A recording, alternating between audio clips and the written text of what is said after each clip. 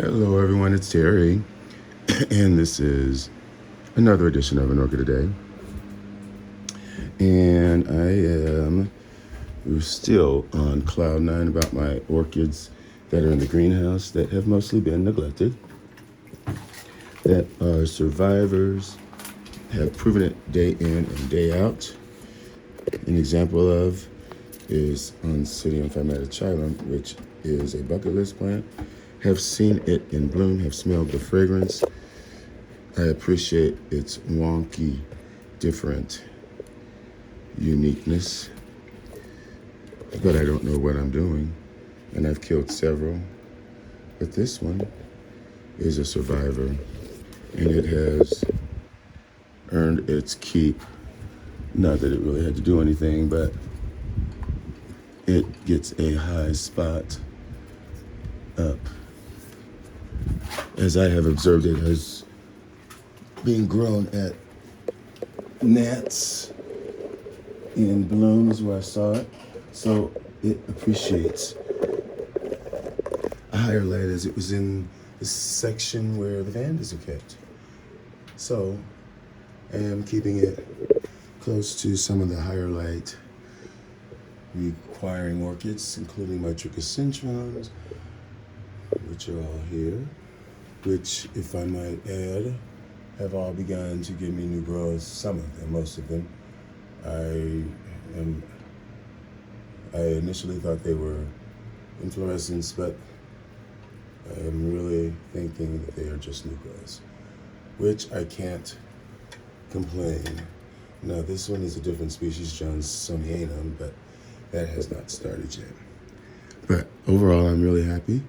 Here's that little division of the Docrilla Schoenina, which is right here behind me, with even more flower beds open.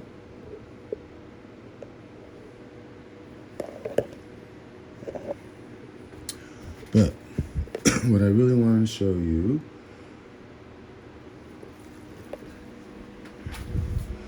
was just when you are starting to doubt yourself, which as hobby growers, we are always doubting ourselves. I think I am, whether or not we are going to be successful.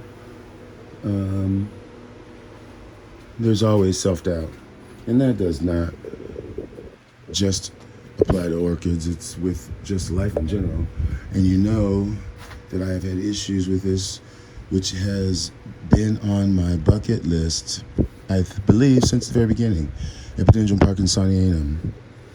If not, it drew my attention and my fascination shortly after I started growing orchids, or got addicted, I should say, to where I was buying them.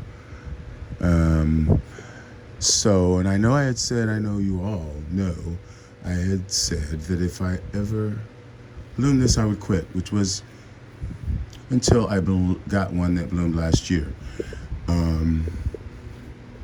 So this is around the time when it should be blooming. And I had mentioned in one of my previous videos about a month ago that Zane, who used to be one of the top orchid YouTubers, I would say, who kind of disappeared or whatever. Zane's Tropicals or Zane's whatever. I saw a picture of his Epidendrum parkinsonianum, which was probably a third of the size, and it was beautifully in bloom.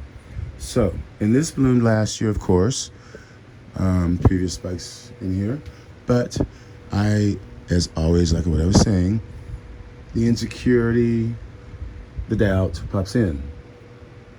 So I watch, time goes by, the pseudobulbs grow.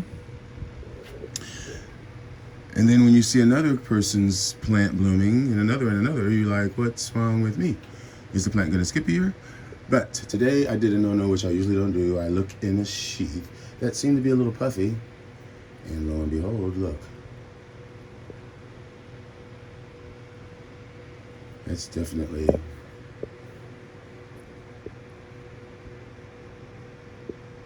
flower bud of some sort.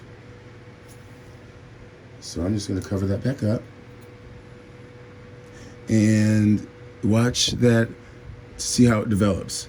Now, that's all as far as I got. There are inflorescence. There are pseudobulbs all around that plant that are actively growing, and I'm not going to turn it around because this does not have that swivel hook like I usually have the bigger plants on, especially that one. When I put it outside, it would be on a swivel hook, which is this is what I'm talking about. This is a swivel hook because it allows you to turn the plant 360 degrees for watering, for viewing, maintenance, whatever. And it's just overall better. It moves freely in the breeze when it's outside. But that's exciting news on my Epidendrum parkinsonianum. These inflorescences are still continuing on my Aranthes caudata, and there's that one right there. Yeah.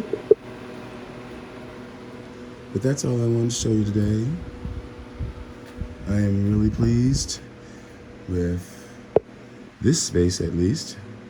Thanks for watching, folks, and enjoy your orchids. Stay tuned for more. Bye.